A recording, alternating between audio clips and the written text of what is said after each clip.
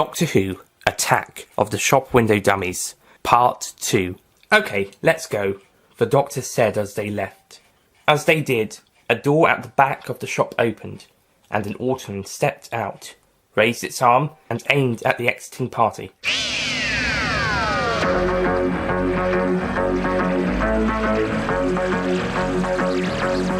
Doctor Who, Attack of the Shop Window Dummies, written and read by Nick Payne, Part 2.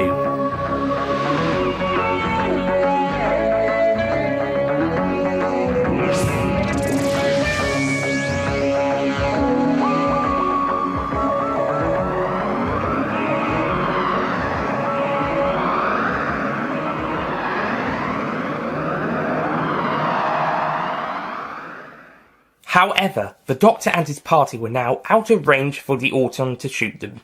It would now have to get closer, so it lowered its arm and walked towards the front of the store and to the exit. Meanwhile, the Doctor, Poppy, Kate and the unit soldiers had reached the main area of the shopping centre. Kate was explaining what had happened. They destroyed everything, killed many people, it was chaos, Kate told the Doctor. The Doctor nodded. Sounds like Autons to me, all right, he said. He started walking a bit further away from the rest of his group to get a good look at what had happened. At that moment, a preteen girl came over to the Doctor and cheekily asked him, "Excuse me, which way is it to the train station?" The Doctor turned, a bit surprised at the girl's question. "Why are you asking me? I barely know this place," he asked her. At this point, Kate and some of the soldiers had caught up with the Doctor, while some others were showing Poppy some of the mess caused by the Autons. "It's down Riverside. The exit to there is down there, turn right, then down 2 levels, out the doors opposite the car park, follow Riverside to Station Road, turn left, follow that, and then it should be on your right opposite a nightclub. And then down a bit," Kate explained painfully. Another girl, in her late teens, came over. "She knows that. She's just being sarcastic," the older girl said. The Doctor, Kate and the soldiers scowled. "You are wasting our time, girls?" the Doctor asked. 2 more girls came over, one in her early teens, and the other around mid-primary school age, so about 7ish. "I think we should go. This guy looks important," the younger girl said. The Doctor smiled with flattery. "Why, thank you very much." "How?" the pre-teen girl asked. "His clothes," the early teen girl said. The Doctor smiled. "Oh, yeah." At that moment, Poppy and the other soldiers came over. The 4 girls froze. "What is going on?" Poppy asked. Suddenly, the youngest of the 4 girls screamed with joy. "Poppy!" The girl rushed over to Poppy and hugged her tightly. Poppy was able to splutter a response. I girls," she said. The Doctor, Kate and the soldiers were a bit surprised. "You know these jokers?" the Doctor asked Poppy as the younger girl released her. "Yeah, they're my sisters," said Poppy. There was an awkward silence. "Oh," said the Doctor, realising. "Oh, I do apologise," said the Doctor. No worries," said the eldest of the 4 girls. The youngest then said, "It should be Violet apologising, Violet?" She laughed. "Yeah, sorry, mister," the second youngest girl muttered. The Doctor smiled. Dr. John Smith," said the Doctor. "Cool name," the second eldest girl said. The Doctor smiled further. "Graduated at Glasgow University." "Cool," said the youngest. The second youngest wasn't so impressed. "What's so cool about that?" "Though I graduated in the wrong century," said the Doctor. The girls looked confused. "What?" asked the second eldest. "Don't worry," the Doctor then said. He then smiled. "Hey, you haven't told me your names. I'm getting a bit confused just judging you from your ages." So the girls introduced themselves. The eldest, after Poppy, was Rosemary. The next eldest was Daisy. The second youngest was Violet, and the youngest was Lily.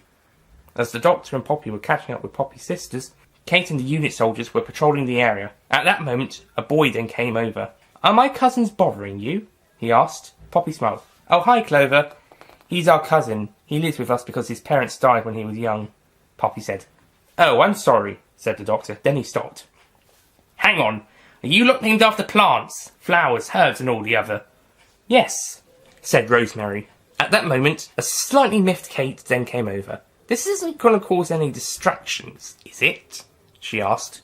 The doctor turned. Oh, my dear Kate, I completely forgot. Sorry, girls, we have some investigating to do. Poppy's helping. The doctor said. Clover smiled. Right, I'll take the other girls home, he said. I'll see you lot later, Poppy said. The girls and Clover then walked away, saying, Bye! Bye! The doctor and Poppy said. Kate and the unit soldiers said nothing. They then walked in the other direction. Well, thank God that's all over, Kate said. The doctor shot her a glance. Kate! That's extremely rude! He then paused and looked up. Oh, look! Autons! Said the doctor. The Autons walked towards them, led by the one who had attempted to kill them a few minutes ago at the shop. I think we'd better run, Poppy said. Kate nodded. Agreed. When I say run, run, said the doctor. An Auton opened its hands to reveal a handgun. Right, run! The doctor yelled. The Autons fired.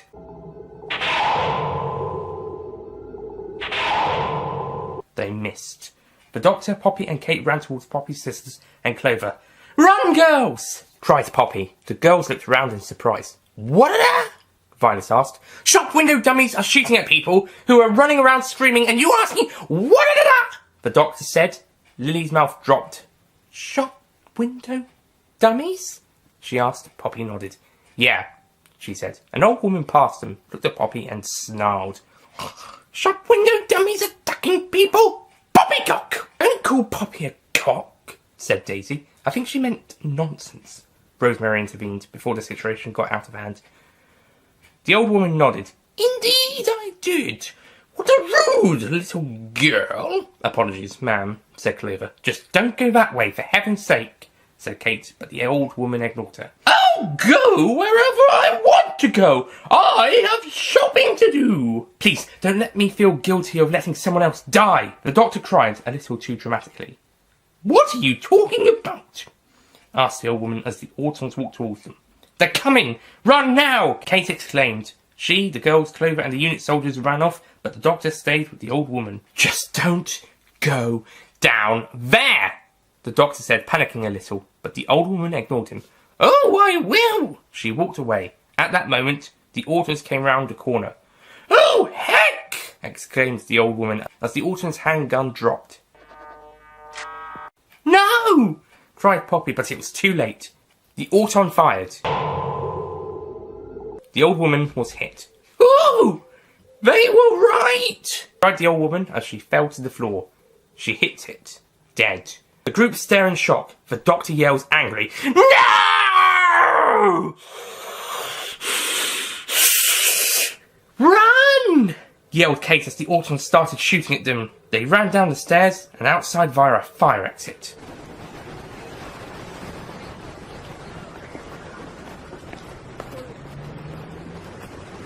Outside the shopping centre, the doctor had quickly gotten over the death of the old woman and was asking Poppy to join him. So, all of time and space, what do you say? We're escaping shop window dummies with guns in their hands called Autons and who are killing people, and you're asking me to travel with you? She asked. Kate came over. Basically, yes he is, she said. The doctor scowled. Oi, that's my line, the doctor said. Poppy smiled. Yeah, sure, I'll come with you. Good answer, said Kate. At that moment, the Auton stepped onto the street. The group turned. Oh no, said the doctor. They saw the Autons in the street, approaching a small boy of about 7. His parents were running towards him. Mummy, Daddy, cried the boy. Tom, get back! His mother cried whilst his father yelled, Oi, get away from him, you bastards! No, stay back, yelled Rosemary, blocking their way. But Tom, I'll get him, Rosemary told Tom's mother, then headed over to the boy. Don't be a fool, Clover yelled, but Rosemary ignored him. I'm coming, kid. His name is Tom, Tom's father yelled. Tom himself turned towards Rosemary. Help! Hold on, Tom.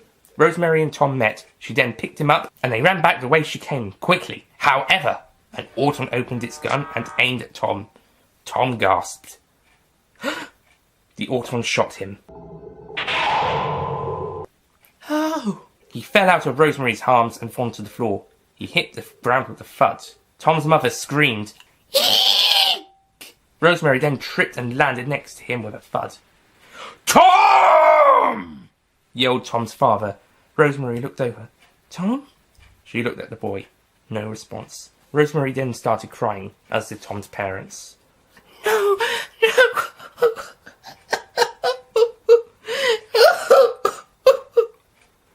No, Tom, no, no!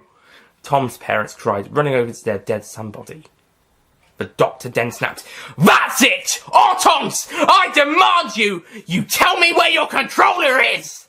The Auton shot at him.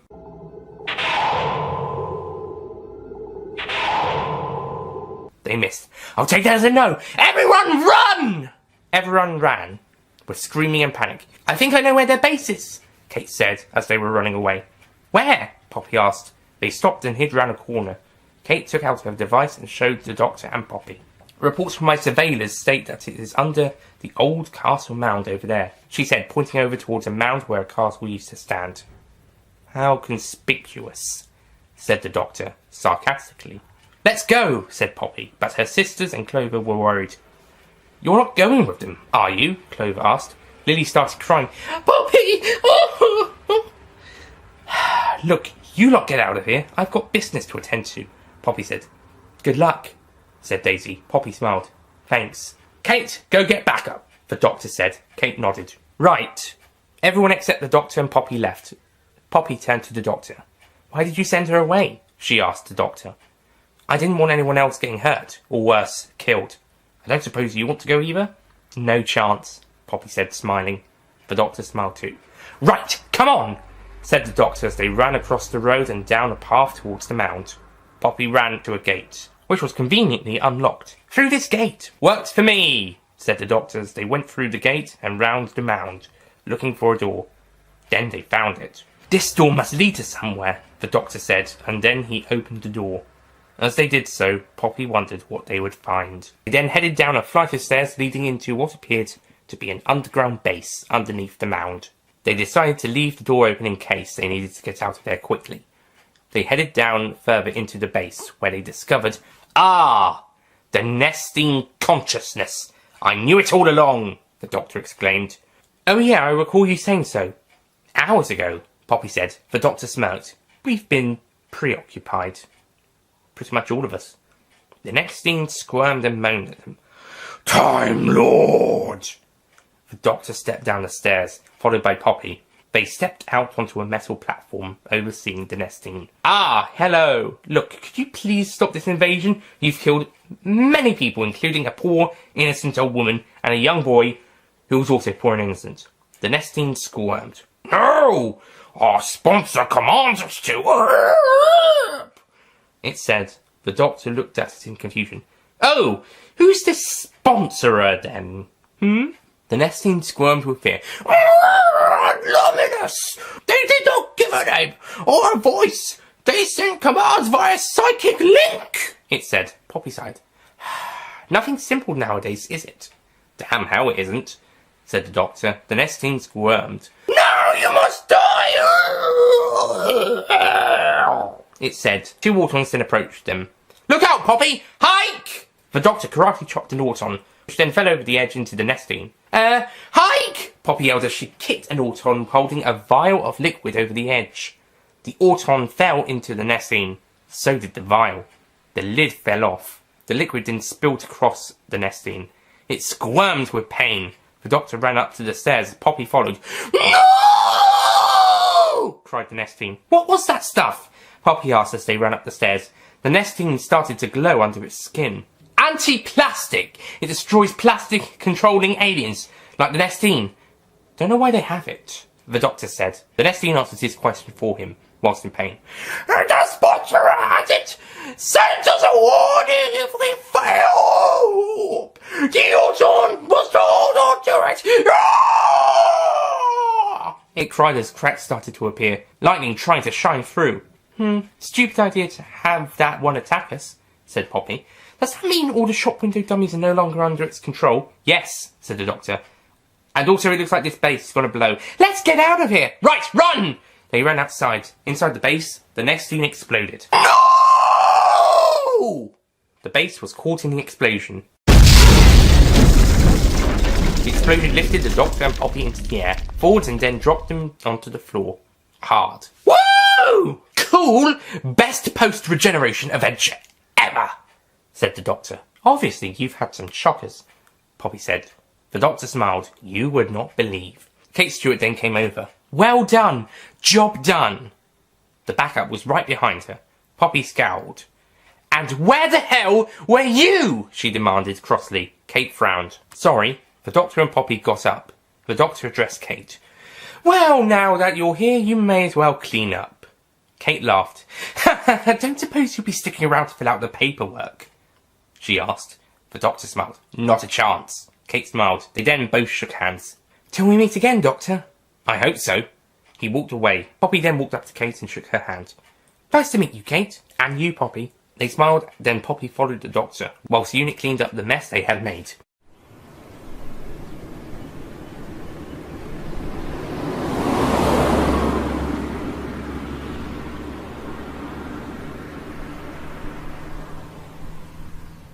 The Doctor walked up to the TARDIS. He opened one of the plastic bags he was carrying, got out his predecessor's coat, and dug his hand into one of its pockets. He pulled out a key, slipped it into one of his new blaze's pockets, and put the coat back into the bag.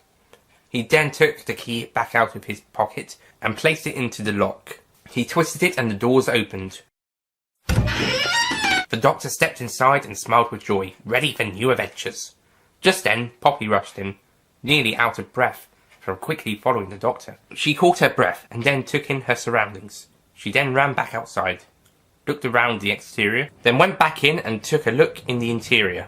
The Doctor had now noticed her and had turned to face her, his arms crossed. What do you think? He asked.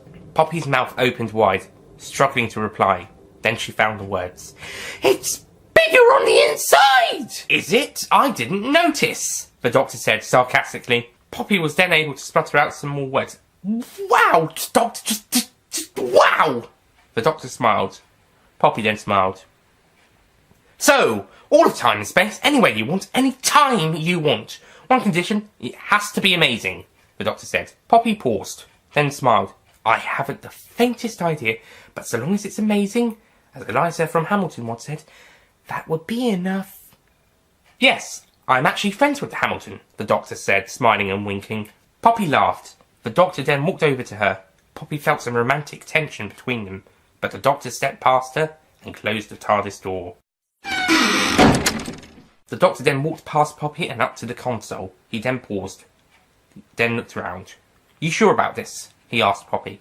Poppy smiled and nodded. Yes, she said. The Doctor then smiled, turned back and pulled a lever on the console. The TARDIS roared into life as it took off.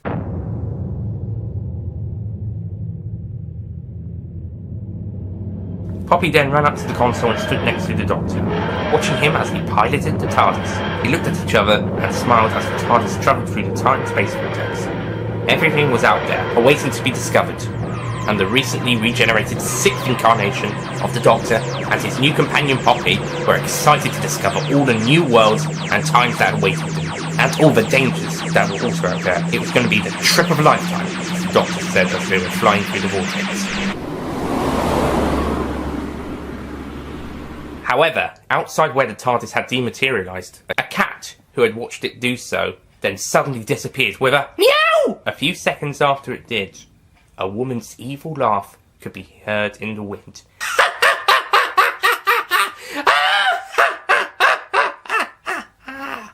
Then, the wind went quiet, as if nothing had ever happened. The end.